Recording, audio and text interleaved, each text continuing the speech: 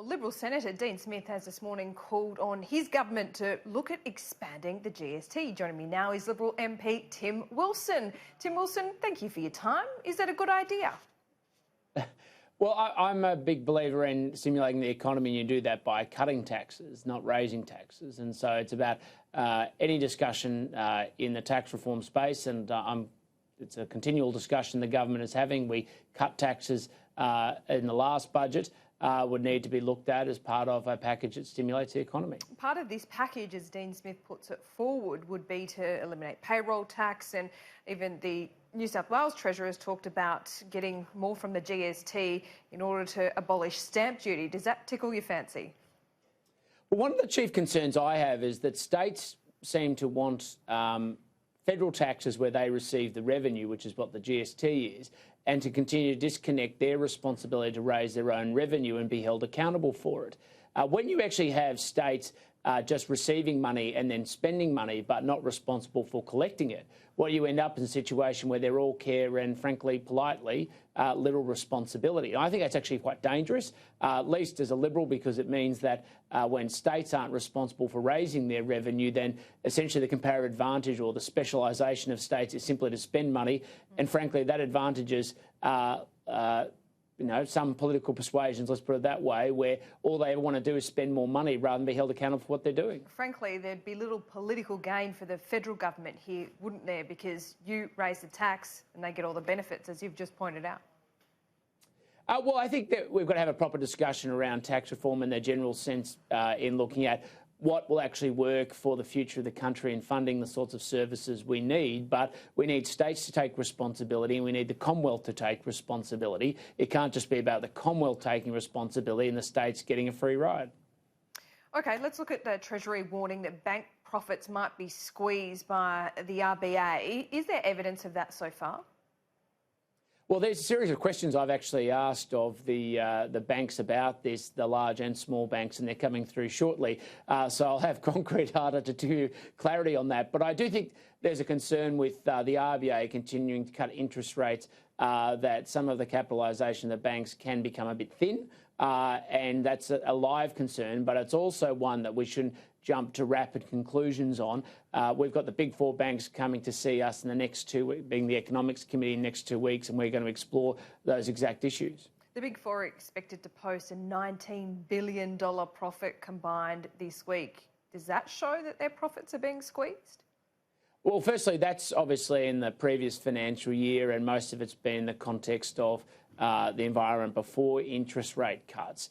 But there's a number of challenges that face banks, making sure they raise the revenue from Tier 1 capital or share revenue to be able to support their activity. There's a high expectation from shareholders that they'll deliver solid returns and dividends. But if you continue to eat into their margins, then, of course, you'll also see people buying other types of shares. So it's a dynamic environment, and we need to make sure, as part of prudent, responsible government, that we're making sure we have strong, healthy banks while also making sure they're not gouging consumers. Have they been profiteering?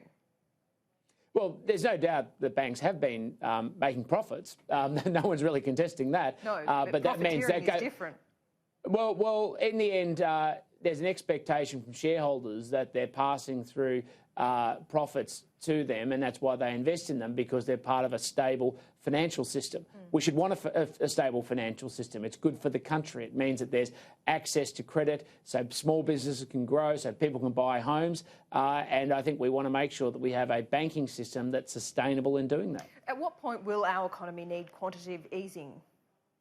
Well, my hope is it will never will. And the RBA has flagged that it's unlikely, but I've previously consistently voiced my deep concerns about QE as part of measures that is being considered, simply because it props up asset prices, it keeps homes expensive, which is hard for new first home buyers, and I question its long-term economic sustainability. So the RBA is saying it's unlikely. I hope they keep that view. OK, just finally, the Nationals last week passed a resolution, really, in their party room. They want an extra $1.3 billion spent on drought. What would that extra spend do to the economy and the budget? Well, the government's already invested huge amounts of money in the drought and will continue to do so. And I want to see that roll out before we can make further commitments.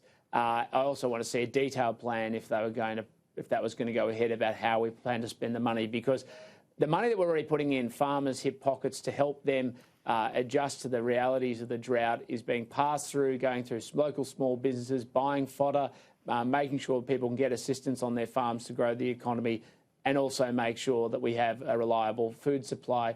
We're investing major money in infrastructure for things like dams in New South Wales, and that's got to flow through too. Wilson, on the economy would be positive, but perhaps not the budget.